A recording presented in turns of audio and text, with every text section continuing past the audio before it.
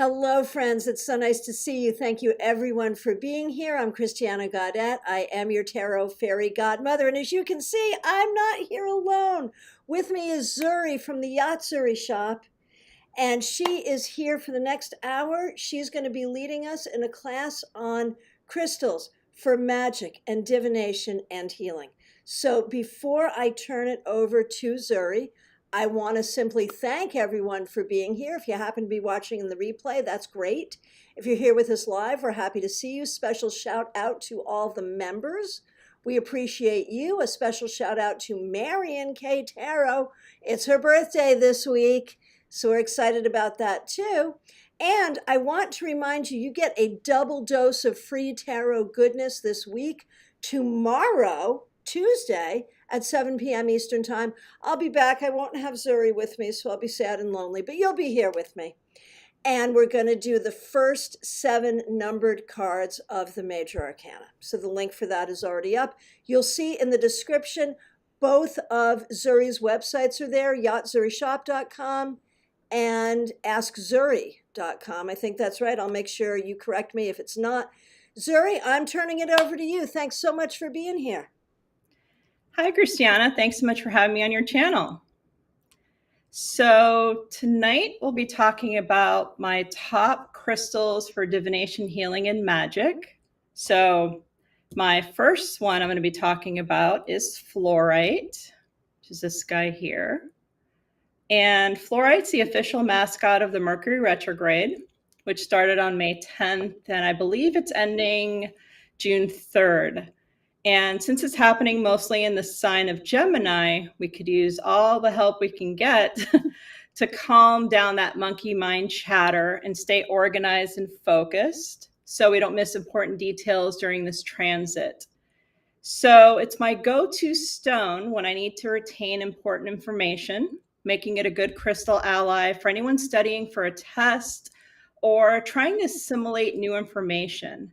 So it's a really great crystal for improving memory. And it's also known to help you deflect the electromagnetic frequencies from your computers or electronics. So you can place a piece of fluorite near your computer or desk to help protect them from those types of issues. Now, depending on the color of fluorite, it can have different healing qualities. Like purple fluorite, for instance, can help heal headaches associated with stress or blocked third eye or crown chakra, or even hyperactive pets or children. And it can also help with presentations or making any type of learning material easier to digest and assimilate, like in the case of yellow fluorite. I've even read that green fluorite can help with arthritis, infections, or issues around women's reproductive areas like PMS or menopause. So it can act as a booster to the body's own ability to heal. Now, in divination, when fluorite shows up in a reading, it can help you see where your thinking is scattered or where the brain fog may be affecting your ability to concentrate and get the job done. So ask yourself, if you ever pull fluorite in a reading, where can you benefit by getting more information before making a decision? I like to think of it as having the vibe of the pages in the tarot. So where do you need to return to the headspace of the student and soak up new learning in order to solve a complex problem or get to the next level? Exactly. So any of those pages, the Page of Pentacles, Page of Cups, Page of Swords, Page of Wands. You have anything to say about those, Christiana? Well, I just have one question. When you talk about using fluorite for a pet, now I, will sometimes put a stone in a pocket, or I've used medical tape to tape stones to certain parts of my body, only have one, or like wear them. But I can't figure out how I would tape a fluorite to my dog. Well, a lot of people like to place crystals if they're doing any kind of crystal healing on their pet, if the pet can be still. But a quick tip with that is if you have like their favorite like bed, you can always if it has like an opening where you can zip it, you can always put a crystal inside and then they can sleep in the bed. Oh, that is a great idea. I love that. You know, back in the 80s, you could buy pants that had a crystal sewn into the waist. Yeah, same Exactly. idea. So you can kind of do a similar thing with a pet. You can even make them a little pillow, or you can use their like cat bed or dog bed and just attach it inside. I love that. And so Claire C is in Costa Rica. She's normally in Florida with us. She's in Costa Rica. She's a member here, and she's taking time out of her vacation to be here with us. So we really appreciate that. Claire. We appreciate all of you. Uh, so Marion had a hyperactive terrier and hung a crystal from his collar. Oh, that's a cool idea too. Like on their, yeah, I love that. Yeah. Some people put like bell, like collars with a bell for their cat. Like, why not, fasten like a, I'm trying to think how you would do that though. How would you fasten a fluorite to a cat or a dog collar? You would have to, it would have to have a jewelry fitting. Yeah, or like, yeah, some kind of wire wrap or something. Yeah, absolutely. And just to clarify, so when we're talking about crystals for healing, basically being in proximity with them. When we're talking about crystals for divination, the idea would be to have a pile and cast them or pull them at random. Yeah. Yeah, if you're doing crystals for divination, you can always, you see, I don't have my bowl here because it's upstairs, but you can create like a healing tray or like a crystal bowl with like your favorite crystals, and then you can close your eyes and pick one for the day, or you can even intuitively feel which one you're more drawn to, and that can be part of the reading. Mm. When my friends and I were crystal mining, we used to play this game where one person, it was a hide and seek game. One person would put crystals somewhere in front of you when your eyes are closed, and you would have to close your eyes and find the crystal, grab the crystal with your hand with your eyes closed. I Very, like very that. interesting. I mean, nowadays there's so many like ways to work with crystals. There's crystal decks, so you can just shuffle and like pull a crystal card. But I like to just work with the actual raw stone and feel it in my hands, and you can put it on your altar, or put it in a mojo bag, or like you said, keep it in your pocket. So for magic, the magic of fluorite is for studying and opening the mind to information and physical healing. I find that it helps with, like I was saying, the monkey mind chatter. So if you feel like you're scattered and unfocused, it's going to be really good to help you get recentered and help you concentrate. And it's really good for students because, hey, it's really good for retaining information. Got it. All right. So next up is going to be clear quartz. And I have my clear quartz Perfect. here. And Marion was saying earlier that clear quartz is like the weight deck in tarot or the white candle in magic. Do you agree? Yeah, it's known as the master crystal healer because it amplifies and magnifies the energies of all other crystals around it. So this one's really cool because you can program it for any intention you may have. And as a tarot reader myself, I tend to program my deck. So for me, certain cards will have different meanings that I found work for me over the years. So in a similar vein, you have clear quartz, where you can program too for any intention that you have, like whether it's healing for physical wellness, love, protection, abundance, anything you want to amplify, you can work with it to set that intention. And it's also known to amplify your prayers. So in divination, it's known as a crystal that brings clarity and truth to the heart of the matter. So you can create, like we were talking about, a crystal tray or a bowl filled with a variety of different crystals. And the crystal you pulled is clear quartz. It may ask you to look at where you need more clarity about a situation and where you need to illuminate certain truths in your life. And Clear quartz does remind me a lot of the energy of the Ace of Swords in the tarot, because once you cut through the confusion, you can forge ahead with new beginnings that it can offer you. So what would you say about the Ace of Swords? I call it the anti-bullshit device. I like that. Yeah, absolutely.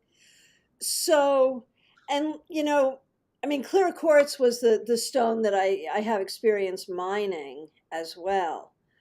Um, and I mean, I love fluorite, and I love fluorite because it cleaves as an oxyhedron, and that's such a cool thing. I think it's interesting with polished stones. You don't necessarily see the way they cleave, and so often, like for me, the way they cleave is such an interesting thing. Um, I have found, and this makes sense if you think about it with the Ace of Swords, I have found clear quartz to be a good aid for scrying and meditation. Oh yeah, absolutely. Now, Jake wants to know what you think of selenite, and selenite's coming up, is it not? Yeah, we can talk about selenite next. Okay. So let me see, where's my selenite here? So selenite, here's my little selenite here. It's associated with the Greek goddess of the full moon, Selene. So since we're under that full moon lunation, um, I thought it was appropriate to talk about selenite and give some of my insights into it. It can be a really good full moon crystal ally to connect with the power of La Luna and channel it down into your rituals. It's also known to help with connecting with ancient wisdom and knowledge from spiritual teachers. And it's also a great crystal for mental clarity and focus, especially during this Mercury retrograde, because selenite's known for purifying and clearing your spaces.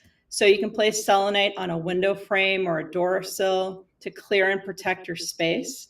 Another really great way to work with selenite is as a slab or a bowl, because you can place your crystals and your jewelry in or on that to cleanse them of anything they may have absorbed. Now in divination, it can show you where you're out of balance or where you're out of alignment and where you've gotten disconnected with your ability to hear the voice of the divine. Some other questions that it can ask during a reading is, where do you need to detach from drama or behavior that's no longer in alignment? Where do you need to purify and detox in your life so that your light shines brighter? And it can act as a smudger of energy so that your spiritual inner circle runs smoother and tighter. So just remember not to get this one wet, because it will dissolve when exposed to liquids. And the tarot card that I associate with selenite is the Eight of Cups, which is this one here, which I like. So I have a wand, a selenite wand that I will use. I use it to cleanse my tarot deck. I use it to, cleanse my aura. I really like working with that. It's really good for cleansing the auric field. It's really good for cleansing the energy of a room. So selenite's one of my go-tos for that. Next to black kyanite. Yeah, I love black kyanite. Black kyanite's really good for cord cutting too. Yes, yes. So Nesty has a really great question. Is there a wrong crystal to have around or wear? Like, is there a crystal that everyone should stay away from? Or are there certain people who maybe should stay away from certain crystals? I think it's a very intuitive situation, because what may work for me might not work for somebody else. So let's say black tourmaline's considered one of the crystals, one of the best crystals for absorbing negativity protection, but some people can find it very, very strong and a harsher energy to work with. So maybe they might like smoky quartz better. So I think it's something that people have to figure out which crystals they vibe with and want to work with. I think I agree with that. I think there's also, the reality of the industry. One of the things that was hard for me to go to a crystal mine and to mine was to see the destruction of the earth caused by mining. I had a hard time with that. And there are, a lot of different stones come from war-torn countries where the stones are actually used to fund war. And so know who you're getting your crystals from, make sure they were ethically sourced, and there might be some you want to avoid for that reason as well, I would think. Okay, here's one from Evil P. Thank you for being here. What is the difference between selenite and satin spar? I've seen what's generally sold as selenite sold from mineral dealers as satin spar.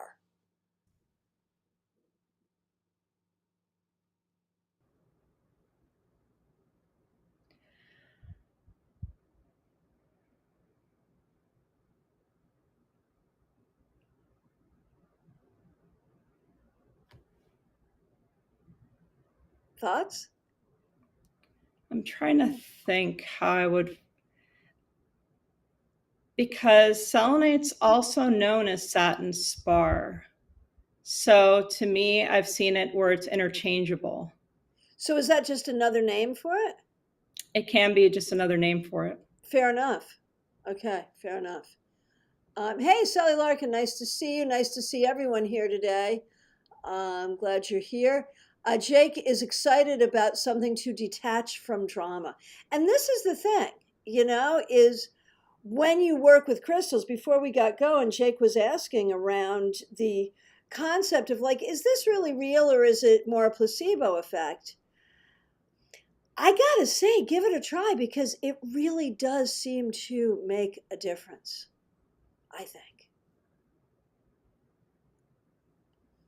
And you also have to think about too, what weren't some of the watches were set to like different crystals as well, like the inner workings of watches and how it connects with energy. So there is some scientific backing to working with crystals and how they can help.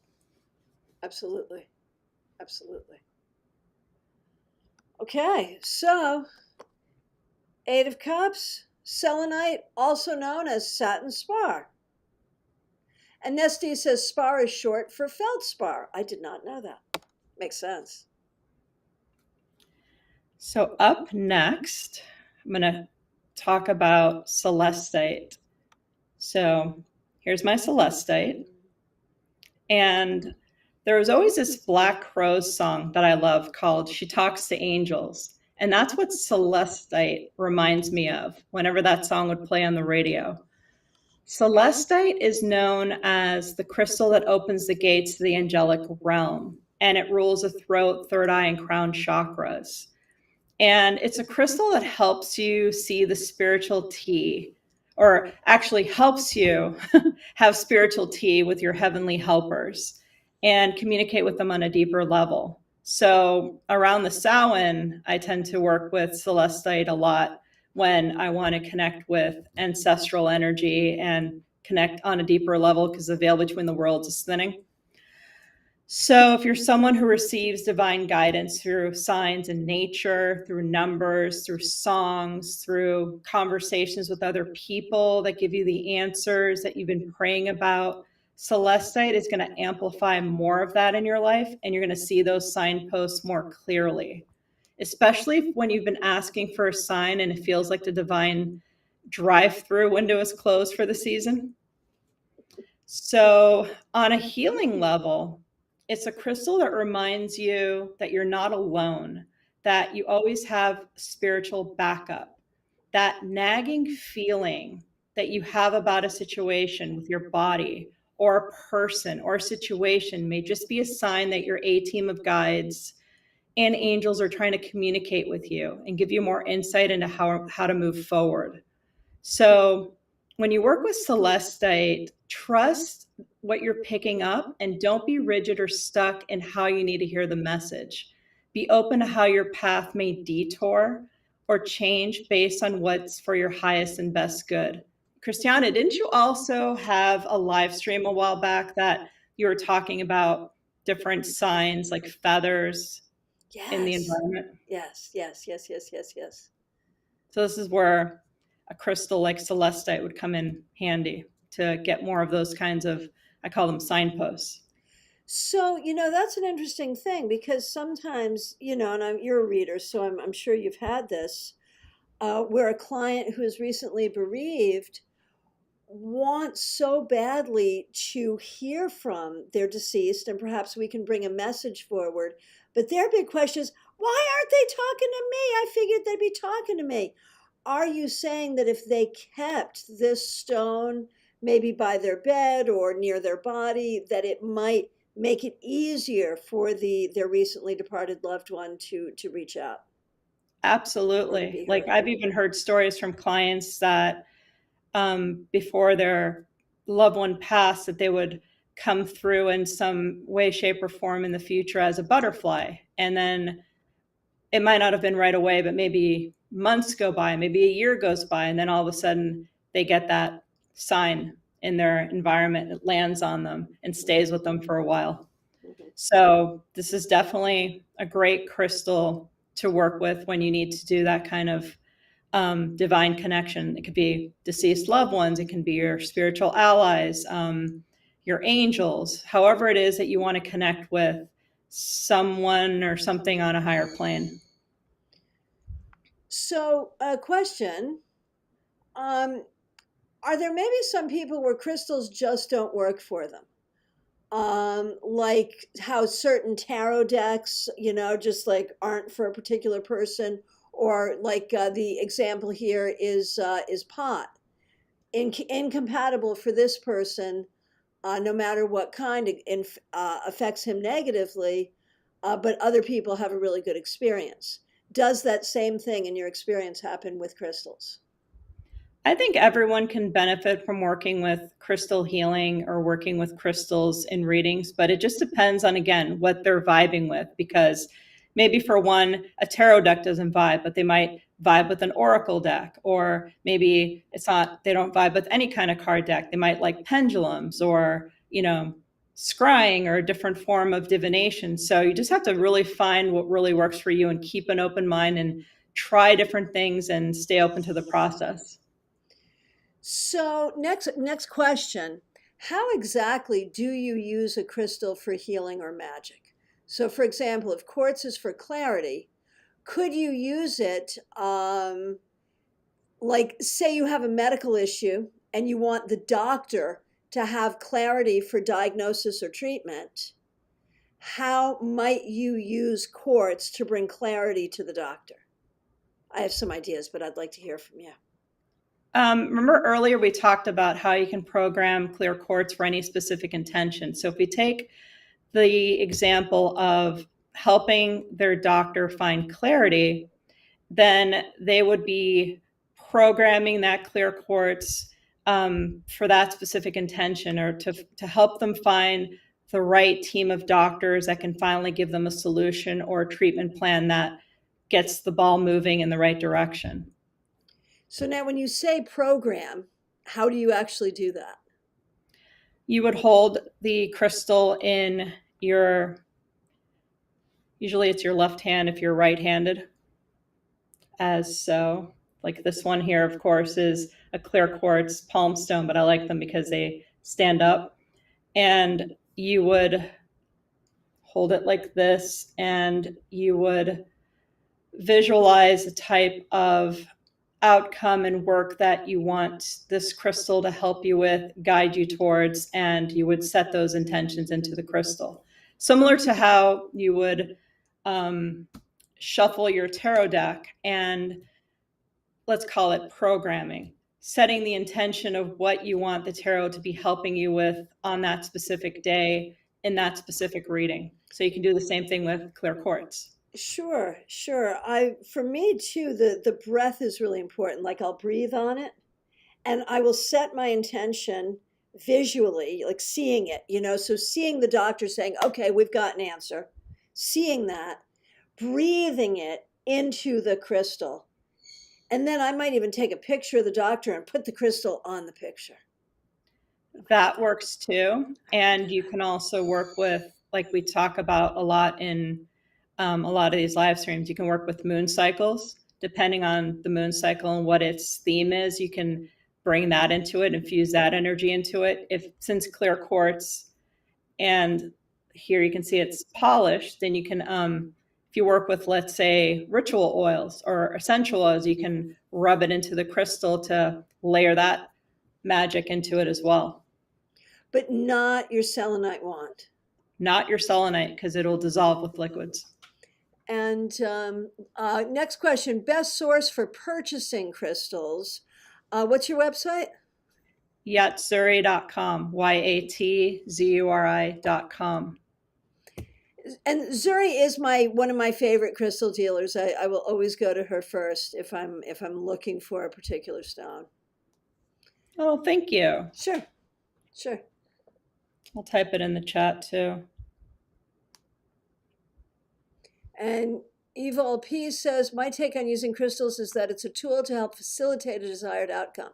Like a focal point, having an intention for the stone helps the focus, if you will. Try meditation while holding the crystal. And I think, like, if you think about, everything has a vibration. And if what you want has a particular vibration, you find the crystal of that vibration, it brings that energy. That's how I would see it. Does that make sense? Yeah. And people have to think about it too from the perspective of, think about when you go to a metaphysical shop and you go in a crystal section, like you see tumbled stones, you see clusters, you see all sorts of crystals. You're going to be naturally drawn to certain crystals. And it's not like the other ones are bad. Maybe it's just what you need to be working with at that particular time in your life. And your friend over there might be interested in another section of crystals altogether because her work may be, dealing with something else. And that crystal is saying hi and coming through because, she's meant to work with it with a particular situation. So, Horse Van Dun, nice to see you. I love this. The shape of the face, like the number of sides of the facet, 5, 7, whatever, can relate to the specific resonance of the crystal. So, like, again, fluorite breaks into octahedrons, that's 8 of cups, right? It brings in a whole new energy. I never thought about it that way. And you've sold Jake on fluorite. Cool. Okay. And you can also look at it from a numerology standpoint, those numbers. Absolutely. All right. Now, in terms of divination with celestite, when it comes up in a reading, it may also ask you to explore your relationship with your crystal allies, such as maybe at the time that you pulled it. Do you feel connected or is there a block? How do you need to step up your spiritual practice? Maybe it's creating a new space in your home to honor the angels and guides that you resonate with and dedicate some time every week to deepening that relationship. And another thing to consider is how you ask for guidance and toss some cards or ask a pendulum if you need to be more specific in what you need help with. Or maybe step back and ask them how they need to show up to best support you in your journey. Ask them what it is that you need to know that would best serve you in that situation. Because sometimes people get so focused on a specific outcome. And I think we were talking earlier about the grieving process. If you lose a loved one, sometimes you just have to let go and let God surrender and let them show up in the best way that comforts you and envelops you in the love and support that you need. That was beautiful. Oh, Betty, you know what? I screwed that up. You were right. It was selenite in the 8 of cups, and I wanted to make it fluorite in the 8 of cups because it just sounded better, but that was me screwing it up. Question from Claire. Does light affect crystals? I've been using red and infrared light for healing. Mostly sunlight. Because if you place crystals, let's say certain crystals in sunlight, like smoky quartz, for example, over time it's going to turn gray because it's sitting too much in that sun. So you have to be really careful about how long you leave your crystals out in sunlight. Maybe just like let it stay out for like maybe an hour if you want it to soak up solar energy and bring that into your magic, but don't leave your crystals out in the sun like for days and weeks on end. So yeah, it's Makes definitely something sense. to And keep in mind. Sally requests that you say your website again. There's askzuri.com. That's ASKZURI.com. And then there's the metaphysical shop, yatzuri.com, YATZURI.com. But both of them will bring you to each other. Okay. And did we do a card for what were we working on? Celestite. Yeah, did we do a card for that Celestite yet? is, for me, I associate the judgment card because the judgment card is about a period of review and the lessons that come from certain wake-up calls. So it can be how you return back into alignment with your calling in life. And together with Celestite, I feel that it can also help you connect with your spiritual allies along your track to your higher purpose and calling. Or maybe it's a period of decision making, so you can close one chapter and begin a new one. And you may be in need of angelic counsel to help you in that process. But I'd be interested to hear your thoughts on the judgment too. I loved that. I loved all of that. I was like, oh, that's so nice. No, I'm with you. And also, like how you process your own past, how you tell your own story, how you let go of what you need to let go of, all of that stuff. I love that. So next, we're going to talk about amethyst. Yay. And this one here is a banded amethyst. So this one has a mix of amethyst and quartz. So the quartz is going to amplify the energy of the amethyst, but you can always find amethyst by itself. But amethyst in general is one that I like to use in dream magic. So amethyst is associated with Neptune and Pisces. It's really good for dream recall, especially when you've been having trouble remembering your dreams. It can also help with dream incubation. So what that is it's a method of setting the intention before bed that you're willing to meet with your dream guides to help you receive clarity and solutions in the dream state. So you would program your amethyst with the intention that it's going to act as an energetic gatekeeper into that magical space. And you'd place it on your nightstand or under your pillow. And amethyst is also a great crystal for psychic protection. So it's going to ensure that you remain safe and free from nightmares while you journey deeper into the dream time. And ultimately, amethyst helps you follow your intuition, and it blasts open your third eye and your crown chakras. So it's really good for enhancing your top clairs, clairvoyance, clairaudience, claircognizance, clairsentience, just to name a couple of them. And it's going to help you channel information in the way you best interpret it for guidance. So in healing, amethyst can be really good to really help you stop harmful habits in their tracks, whether it's addictions or other ways in which there's destructive patterns. Amethyst is going to help you bring them to the surface so you can work them out. And it can also be really good from the healing standpoint for headaches, overindulgence, reminding you to engage in better hydration, or ways that you need to improve the quality of your sleep, as well as it helps you soothe anxiety and stress. And it's also another one that's really good for purifying the aura. So if you pull amethyst in a reading, it's going to ask you to pay attention to the messages of your dreams and what you're missing or need to explore more deeply. It's also a reminder not to ignore your subconscious and how it's communicating with you vital information that you need right now. So amethyst is one that I associate with the Moon Tarot card, because the Moon Tarot card can either keep things in the dark, or if you're in alignment with your intuition, it's going to light up that path so you can see everything around you, and it gives you that solid foundation by which to step forward. So it's going to bear the question, What do you need to see, understand, and assimilate? Where do your emotions play a key role in this as your intuitive barometer for the truth? I love that. I love that. So, um, Peggy Lou uses amethyst to make her migraines better. She puts them on her temples and third eye.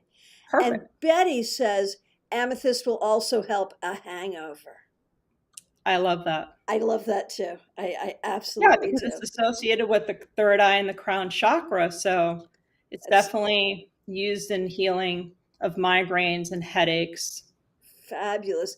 And a question from Sally, if I may. And Sally has a question, which makes me want to share a quick story, and then I'll ask you to answer the question. Is that all right? Okay. So, Sally, what's your thoughts on crystals being on or close to electronics, good, bad, or indifferent? So, when I was a living kidney donor in the 90s, I had this honking, big healing point, quartz point that had been given me to take to the hospital to help me. It was on my bedside table after surgery, and I was hooked up to all these machines. The nurses said that quartz crystal is interfering with the machinery. You need to move the crystal. And the doctor, this internationally known transplant doctor, said, "Oh, no. That's her healing crystal. She needs it. Shield the machinery." So, A, the crystal was most certainly negatively affecting the machinery, but the doctor got that I wanted my crystal right the heck there, and made it happen. That's my story. I'm sticking to it. What are your thoughts About crystals shielding about machinery. crystals and electronics? Remember we talked about fluorite. Fluorite's known to help deflect electromagnetic frequencies. So they definitely do have a sphere of energetic vibration that they do affect things in their environment. Like, for instance, people love moldavite, but for some people, moldavite can make them too jittery and scattered. So there is something to the energetic vibrations of crystals and having to really intuit which ones are going to help you, hinder you, or that are meant maybe to be worked with at a different point. Sure, sure. All right, what's next?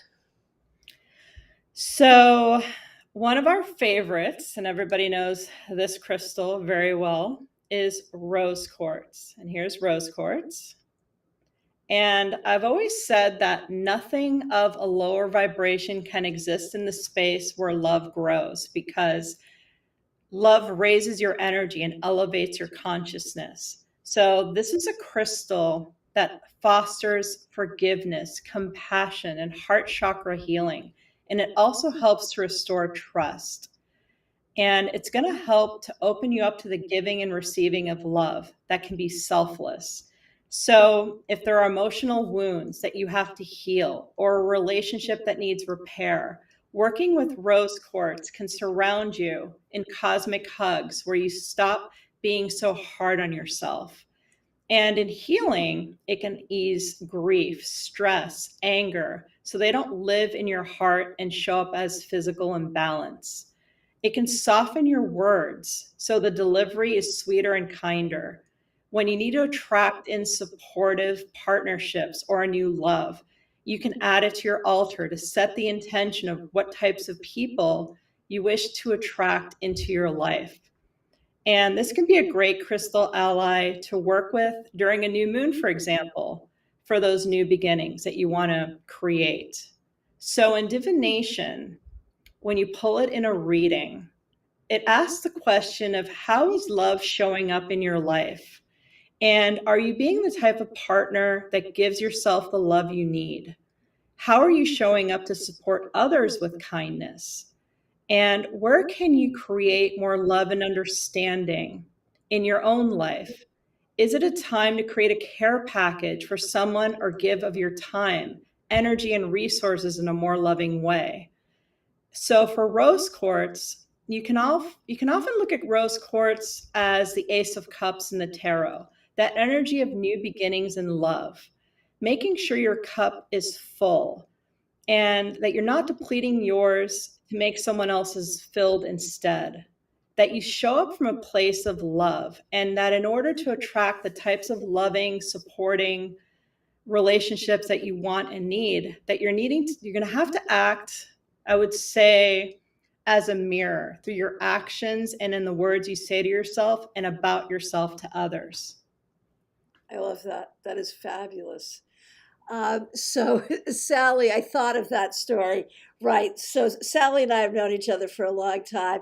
And so, Sally knew that story. But also Sally wants to know, do you think that Shungite, is that how you say it, shields EMF? Yes. Yes. Okay. Marion tells a story. I had a client that built a recording studio, state of the art, and filled it with giant clear quartz. The studio blew up, and the fire department said it was the quartz. And Betty says she uses rose quartz to be nicer and kinder because she's a Queen of Swords Aquarius. And Peggy Lou says she uses a rose quartz necklace, awesome for keeping cool in postmenopausal hot flashes. See, Shungite is considered a very carbon-rich stone. So it's really good when you want to protect against EMFs, electromagnetic frequencies, if you want to work against pollutants, free radicals, harmful germs. It's going to be a really great stone for that kind of work, any kind of protection. So yeah, thanks for bringing that one up. It's one of my ones I keep in my spiritual toolbox. There's also been a couple of comments about black obsidian. Do you like that one too? I don't work with it too much, but it's a personal preference. I tend to work more with smoky quartz and black tourmaline. And I do like rainbow obsidian, but I don't tend to work too much with black obsidian. But if they vibe with it, cool. Absolutely. All right. Who's next? I believe it's Citrine. So here's my Citrine. And Citrine is probably one of my favorite crystal allies and one of the most important crystals to have in your collection because it never needs to be cleansed, so it remains a high vibe crystal. So if you've been feeling down in the dumps, it's going to act like a ray of sunshine. It's going to bring in more optimism and hope into your life. It's going to help lift you up and remind you of what's possible if you keep an open mind. And it's called the merchant stone for a reason, because people keep it in their cash registers or in their wallet to draw more money and clientele. So if you could use more abundance in your life, especially of the financial kind, Citrine is going to be a must-have to keep on your money altar. And it's associated with the element of fire, which is the sun, and the sign of Leo. So imagine how much happiness this crystal can radiate into your sacred space. It's going to multiply the prosperity and joy you seek by focusing your energy on it. So I can never do without Citrine and green Aventurine together when I want to create more financial abundance in my business. Now, in terms of healing, this crystal can help transform insecurity into more self-confidence and self-worth. It reminds you of your talents and what awesome sauce you have to bring out into the world. So whatever ways in which you may be self-sabotaging that train to happiness, you can work with Citrine to give you that cosmic, pardon my French, bitch slap, you out of it and get crystal coaching to see what you're deserving and that you are deserving of all the good things in life. So from a healing standpoint, if you suffer from digestive issues, then this is going to be a crystal you want to work with, as those imbalances show up in your solar plexus chakra. Now, in divination, when Citrine shows up in a reading, it's going to ask you to test the pH strips of the cosmic water well of your confidence and self-esteem. Does it need improvement? Where do you need to be reminded of your brilliance and the ways things have worked out for you before. Trust in your abilities. Trust in what you can achieve once you get out of your own way. So you see Christiana has a card up, and I do associate Citrine with the card of the sun because it's vibrant. It's raised baskets in abundance and the opportunities for growth. It's the card of enthusiasm, optimism, where the universe is saying yes to our plans and our goals. It's clearing the clouds after a period of storm to show you the rainbows that bring newfound luck and good fortune. And most importantly, human talk today, most importantly, where you may need a shift in your thinking to go from stressed to blessed. And maybe not even recognizing the golden nuggets because you're so focused on what's not been going right, or maybe you're focused on lack. So it's a reminder to get your thinking in alignment with what it is that you wish to manifest. So if you're in that positive headspace, you're going to be able to shift things and get into that space of law of attraction with Citrine and the sun card. So, a couple things. First of all, I think this is great. Sally brings her citrine to bingo. I love Perfect that. sense. A couple of people have mentioned that some irreputable stone dealers will irradiate or heat amethyst to make fake citrine. Your thoughts? Yeah, there's definitely an issue out there with that going on for sure. And a telltale way that you can tell that it's heat treated is it tends to be very golden instead of like a real natural citrine tends to be like a darker brown honey, more of a honey color. But that's not to say that citrine can't be like a golden color. You just have to be very mindful of who you're buying from. Is it a reputable dealer? Where are they getting their crystals from? A lot of them, are they mining their own crystals? Where is the chain of, supply chain to see what's going on with these people and where they're getting their sources? So, another question from Robin. People of different sun signs might resonate with different crystals differently, yes? Yes, because Okay. you have like different crystals that are associated with different birthstones. But that's not to mean that you still can't work. Like I said, it's all about the vibration and what you intuitively, resonate with. Okay. I used Fair the enough. example earlier of black tourmaline and smoky quartz. Okay. So, Betty has mentioned carnelian. Are we doing carnelian today? Yeah, we can do carnelian. Okay. So, Betty likes carnelian for good sex. So carnelian is known as a stone of passion and fertility. So it can help with manifesting a pregnancy, or it can help you birth a new idea or project. So it can have a similar vibe to that Empress card in that regard, or even the Ace of Wands. So it has that sexual, phallic, fertility, new ideas, new starts, creativity. And here's my carnelian. I love So carnelian. That's one of my favorites. carnelian can be better than a cup of java to boost your energy in the morning because it's known as a caffeine gemstone because it's going to provide vitality and it's going to wake up your sacral chakra so you can pursue creative endeavors with the energy of a teenager. Don't I wish I had the energy of a teenager? I think I So do. I'm not sure it's helpful all the time, but I think I that's true. do. I So wherever love your that. creativity takes you in the arts and music and writing, carnelian is going to help to inspire you to step outside of your comfort zone and create something magical that can amaze people. So here's an interesting question from JF1. One of the few stones I'm attracted to is Petersite. I don't know the stone, and I don't know if I'm pronouncing it right. It doesn't seem popular. Yeah, it's out of my experience completely. The information on uses varies. So, How can you know what a crystal is good for if the information is limited? If you're attracted to a stone, any stone, and you can't find a lot of information about it, but you're attracted to it, what do you know? What do you do? There are hundreds and hundreds of crystals and stones out there.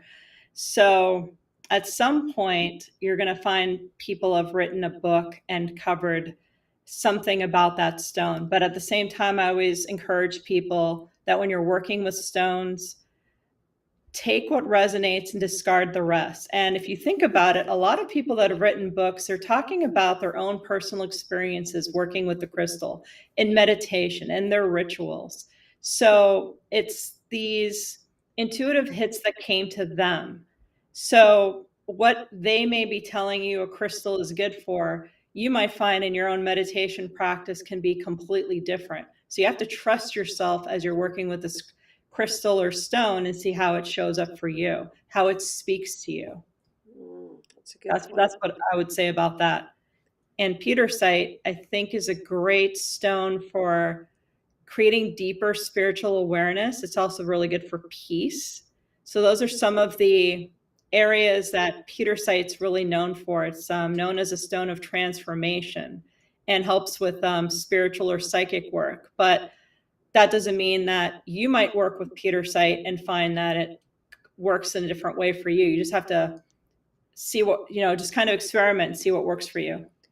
So, earlier on, Peggy Lou had mentioned that she's got a wand with a crystal on it, right, at the top of it, and she uses that to carve candles in magic. Oh, I love that. I love that, right? Isn't that great? That's fabulous. Bringing that crystal energy into the candles that she's creating for people or herself. I don't know, but I would think either or would be fabulous. Yeah. And Sally wants to know, can you give a quick scoop on rutilated quartz?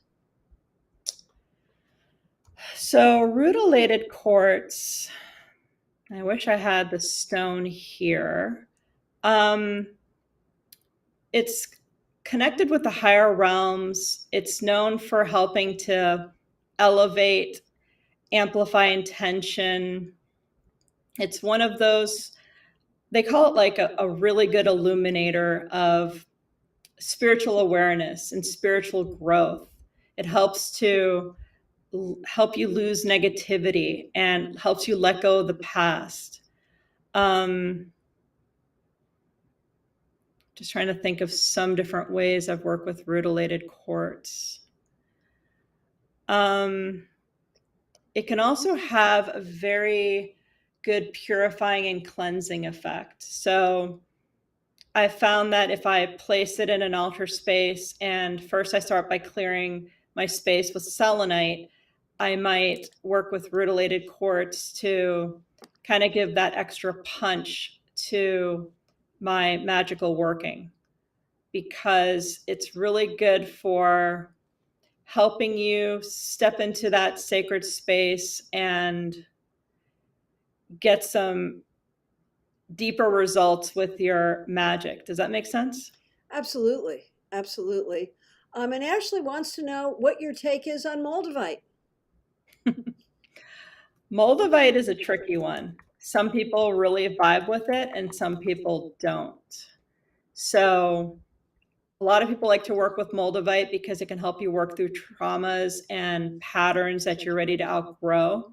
It can help with spiritual elevation. But for some people, it can be too much of a chaotic, heavy energy to work with right away. So they have to kind of ease into it. So it's one of those gems that you want to see how you work with it and see whether it's one that you really vibe with. It's a technical.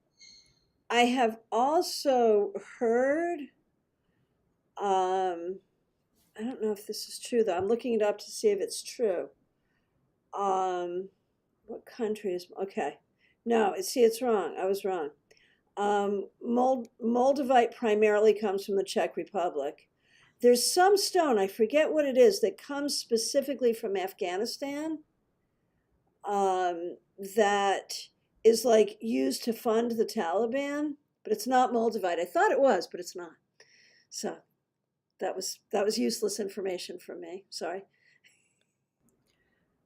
There are a lot of stones that are mined in Afghanistan, but not all of them are used for wars.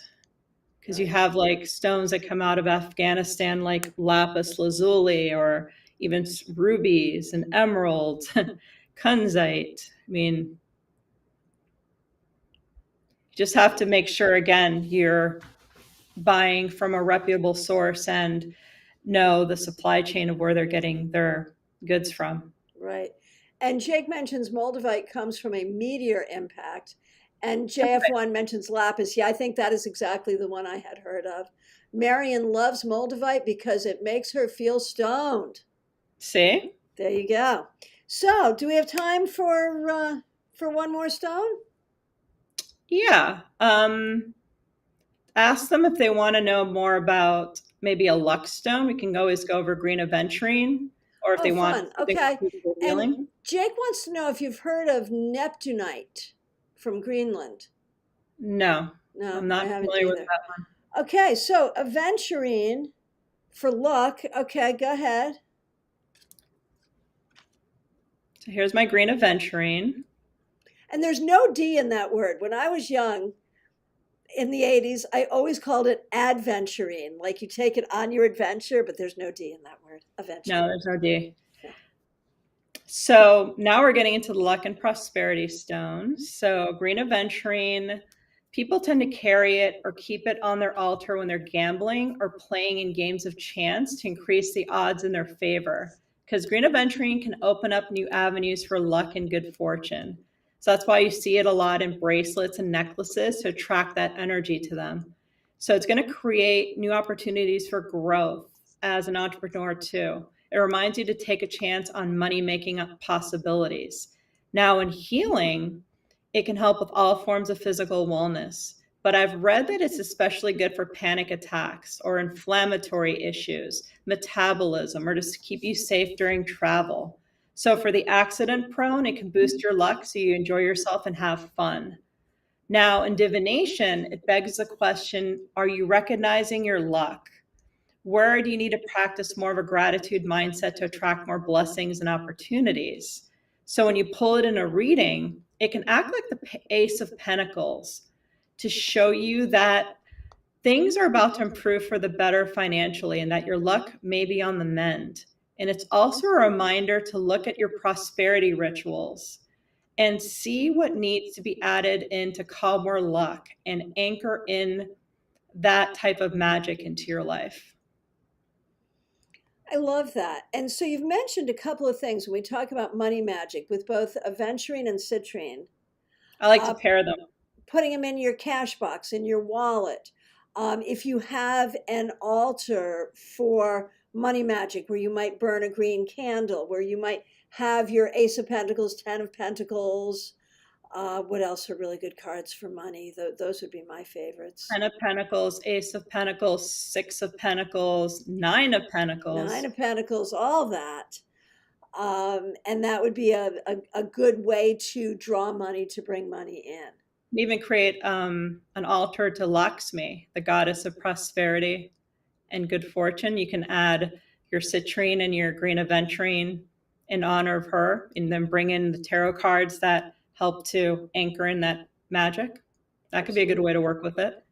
Absolutely. And so today we've talked about the idea of these stones for magic, for divination, for healing. I noticed that the connection between magic and healing is like that's a very porous line there, right? Yeah. And divination, I mean, one could simply go to the store and buy a bunch of these stones, and as you say, keep them in a bowl. You can cast them onto your tarot cards. You can cast them onto a cloth. You can pick one at random and And there you have it. Hey, BJC has made it to a live. Fabulous. Right toward the end, but here you are. That's a good thing. And Betty Flesher likes the Wheel of Fortune for green Aventurine. Yes. Yeah. Because again, the Wheel of Fortune is about changing that luck. If you've been having a string of bad luck, now you're about to change, turn the wheel and bring Lady Luck on your side. So yeah, I love that. Yeah, that is fabulous. So we are at the end of our hour. I can't quite believe it. There's been a lot of comments about just like how much people are learning. So thank you so much for sharing. I'll hang out for just a couple of minutes. Any final questions, anything at all? Go ahead and get those questions. And now it is last call for questions for Zuri. I want to remind you that we're right back here tomorrow evening, 7 p.m., where I'm going to be teaching the first 7 numbered cards of the major arcana. Magician through Chariot. You will learn some interesting things about these cards you did not know before. Lots of thank yous coming through. Lots and lots of love and appreciation. Yay. And Zuri's 2 websites are right in the description. And Jake just wanted to affirm fluorite good for ADHD. Yeah. Yep. And what about from Peggy Lou? What about tanzanite? Tanzanite. What would I say about tanzanite? Yeah, I got nothing. I love how they always give me stones that. Now, I would say, I'm trying to think. See, I have to think about how I work with stones when I answer a question. Obviously, tanzanite is going to fall into, to me, at least to me, it's going to fall into that third eye chakra realm because it's going to help to stimulate your intuition and your perception of things. So it can be really good for elevating your consciousness. It can be really good when you need to step into a more calming and soothing space. So if you need more purity, if you need more truth, if you need to really step into that space of stabilizing your emotions and giving yourself more emotional healing, it can be really good for that as well. So yeah, tanzanite's a really good one.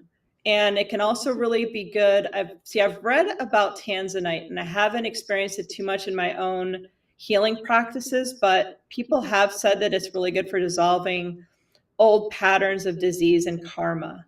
So there's that.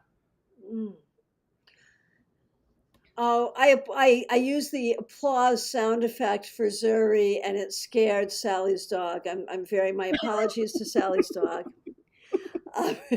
Everyone, thank you so much for being here. Special shout out to all the members. We really appreciate your support. Zuri, thank you for sharing. And we'll see you back here tomorrow for the first 7 cards of the major arcana. All right. We'll see y'all soon. Thank you all so very much.